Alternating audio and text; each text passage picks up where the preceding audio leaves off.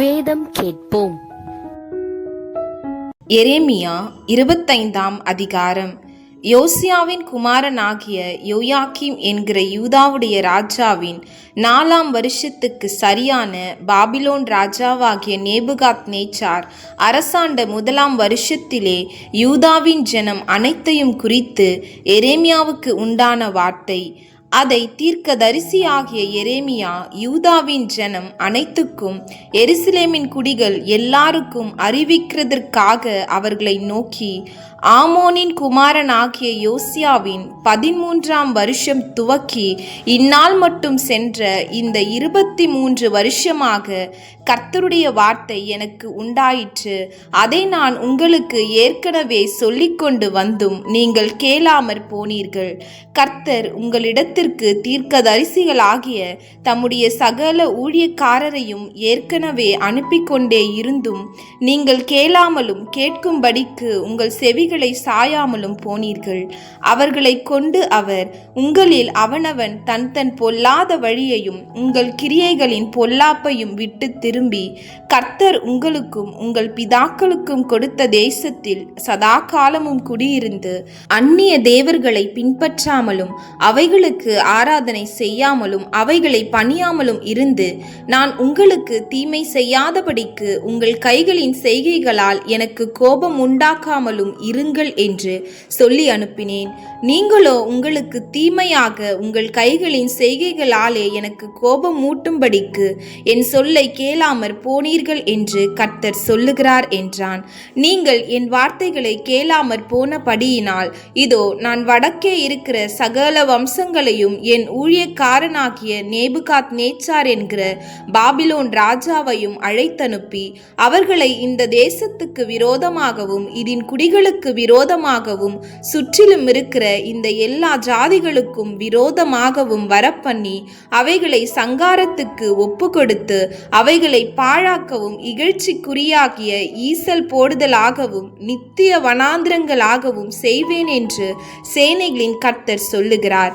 மகிழ்ச்சியின் சத்தத்தையும் சந்தோஷத்தின் சத்தத்தையும் மணவாளனின் சத்தத்தையும் மணவாட்டியின் சத்தத்தையும் ஏந்திரத்தின் சத்தத்தையும் விளக்கின் வெளிச்சத்தையும் அவர்களிலிருந்து நீங்க பண்ணுவேன் என்று கர்த்தர் சொல்லுகிறார். இந்த தேசமெல்லாம் வனாந்திரமும் பாழுமாகும். இந்த ஜாதிகளோ 70 வருஷமாக பாபிலோன் ராஜாவை சேவிப்பார்கள். 70 வருஷம் நிறைவேறின பின்பு நான் பாபிலோன் ராஜாவின் இடத்திலும் அந்த ஜாதியின் இடத்திலும் கல்தேயருடைய தேசத்தின் இடத்திலும் அவர்களுடைய அக்கிரமத்தை விசாரித்து அதை நித்திய பாழிடமாக்கி நான் அந்த தேசத்துக்கு விரோதமாய் உரைத்த என் வார்த்தைகளை எல்லாம் எரேமியா சகல ஜாதிகளுக்கும் விரோதமாக தீர்க்க தரிசனமாய் சொன்னதும் இந்த புஸ்தகத்தில் எழுதியிருக்கிறதுமான யாவையும் அதின்மேல் வரப்பண்ணுவேன் என்று கர்த்தர் சொல்லுகிறார்.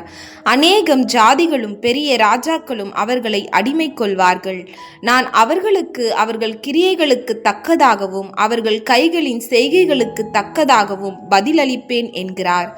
இஸ்ரவேலின் தேவனாகிய கர்த்தர் என்னை நோக்கி, நான் உன்னை அனுப்புகிற ஜாதிகள் குடித்து நான் தங்களுக்குள் அனுப்பும் பட்டயத்தால் அவர்கள் தள்ளாடி புத்தி கெட்டு போகும்படிக்கு இந்த உக்கிரமாகிய மதுபானத்தின் பாத்திரத்தை நீ என் கையிலிருந்து வாங்கி அவர்கள் எல்லாருக்கும் அதிலே குடிக்க கொடு என்றார். அப்பொழுது நான் அந்த பாத்திரத்தை கர்த்தருடைய கையிலிருந்து வாங்கி கர்த்தர் என்னை அனுப்பின எல்லா ஜாதிகளுக்கும் குடிக்க கொடுத்தேன். எருசலேமுக்கும் யூதாவின் பட்டணங்களுக்கும் அதன் ராஜாக்களுக்கும் அதன் பிரபுக்களுக்கும் அவர்களை இந்நாளில் இருக்கிறபடி வனாந்திரமும் பாழும் இகழ்ச்சிக்குரியாகிய ஈசல் போடுதலும் சாபமுமாக்கி போடும்படி குடிக்க கொடுத்தேன்.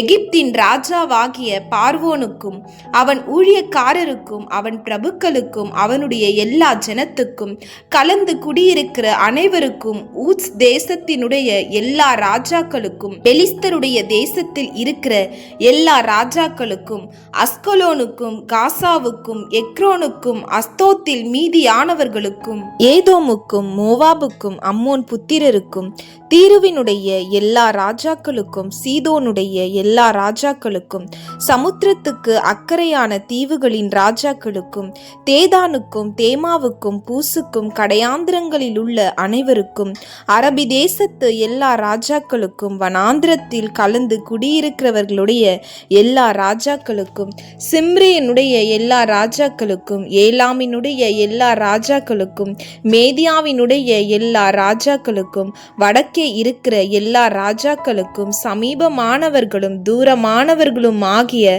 அவரவர்களுக்கும் பூமியின் மீதிலுள்ள சகல தேசத்து ராஜ்யங்களுக்கும் குடிக்க கொடுத்தேன். சேசாக்கு என்கிற ராஜாவும் அவர்களுக்கு பிற்பாடு குடிப்பான் என்றார். நீங்கள் குடித்து வெறித்து வாந்தி பண்ணி நான் உங்களுக்கு அனுப்பும் பட்டயத்தாலே எழுந்திராதபடிக்கு விழுங்கள் என்று இஸ்ரவேலின் தேவனாகிய சேனைகளின் கர்த்தர் உரைக்கிறார் என்று நீ அவர்களுக்கு சொல்லு. அவர்கள் குடிக்கிறதற்கு அந்த பாத்திரத்தை உன் கையில் வாங்க மாட்டோம் என்று சொல்வார்களானால் நீ அவர்களை நோக்கி நீங்கள் குடித்து தீர வேண்டும் என்று சேனைகளின் கர்த்தர் சொல்லுகிறார் என்று சொல்லு. இதோ தீங்கை கட்டளையிட நான் என் நாமம் தரிக்கப்பட்ட நகரத்திலே துவக்கும் போது நீங்கள் தண்டனைக்கு தப்புவீர்களோ? நீங்கள் தப்புவதில்லை. நான் பூமியின் எல்லா குடிகளின் மேலும் பட்டயத்தை வரவழைக்கிறேன் என்று சேனைகளின் கர்த்தர் சொல்லுகிறார்.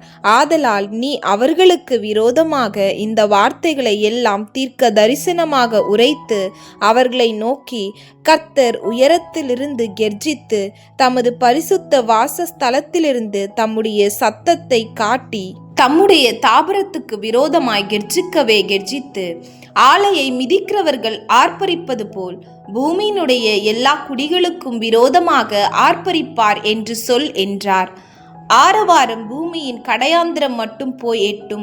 ஜாதிகளோடே கர்த்தருக்கு வழக்கு இருக்கிறது. மாம்சமான யாவரோடும் அவர் நியாயத்துக்குள் பிரவேசிப்பார். துன்மார்க்கரை பட்டயத்துக்கு ஒப்பு கொடுப்பார் என்று கர்த்தர் சொல்லுகிறார். இதோ ஜாதி ஜாதிக்கு தீமை பரம்பும்.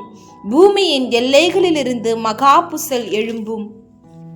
அக்காலத்திலே பூமியின் ஒரு முனை துவக்கி பூமியின் மறுமுனை மட்டும் கர்த்தரால் கொலையுண்டவர்கள் கிடப்பார்கள். அவர்கள் புலம்பப்படாமலும் சேர்க்கப்படாமலும் அடக்கம் பண்ணப்படாமலும் பூமியின் மேல் எருவாவார்கள்.